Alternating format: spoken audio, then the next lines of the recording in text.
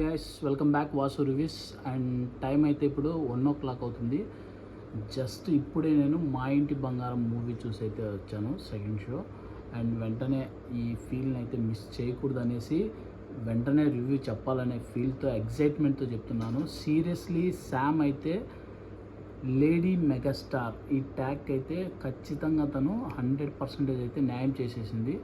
And Samantha గురించి మాట్లాడుకోవాలంటే literally cinema మొత్తం సింగిల్ హ్యాండ్తో అనేది తను తీసుకెళ్ళింది. అండ్ ఇంకొకటి ఎస్పెషల్లీ క్యారెక్టర్ అయితే ఫన్ జనరేట్ అయింది. అండ్ సమంత గారి ఫ్రెండ్ క్యారెక్టర్ అయితే కిరణ్మయ్ అనే క్యారెక్టర్ ఉంటుంది. సీరియస్లీ ఆమె స్క్రీన్ మీద కనిపించిన ప్రతిసారి సినిమాలో ఫన్ అయితే నిజంగా లాట్స్ ఆఫ్ ఫన్ అయితే క్రియేట్ అయింది సీరియస్లీ. అండ్ ఇంకొక వన్ మోర్ థింగ్ వచ్చేసి శ్రీముఖి వచ్చేసి చాలా అంటే చాలా బాగా, అంటే ఎన్ని రోజులు టీవీ షోస్లో కనపడినట్టు కాకుండా శ్రీముఖి కొంచెం శారీలో అండ్ చాలా అంటే చాలా అందంగా కూడా ఈ సినిమాలో చాలా మెయిన్ రోల్ అనేది ఈ సినిమాలో అయితే శ్రీముఖి చేశారు.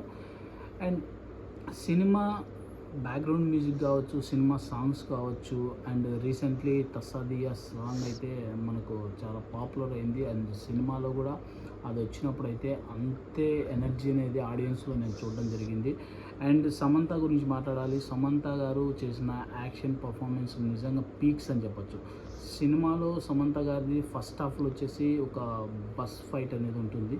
అండ్ బస్ ఫైట్ తర్వాత 2-3 ఫైట్స్ అనేది సమంత గారు చేశారు. లిటరలీ లాస్ట్ క్లైమాక్స్ ఫైట్ అయితే మాత్రం ఫీజులు ఎగిరిపోతాయి.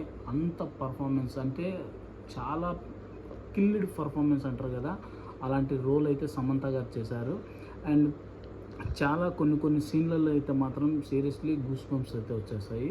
అండ్ సమంత గారు నిజంగా చెప్తున్నాను, లేడీ మెగాస్టార్ అనే ట్యాగ్ని మాత్రం తెలుగులో ఖచ్చితంగా ఎవరికైనా ఇవ్వాలంటే ఖచ్చితంగా సమంత గారికి ఇవ్వచ్చు.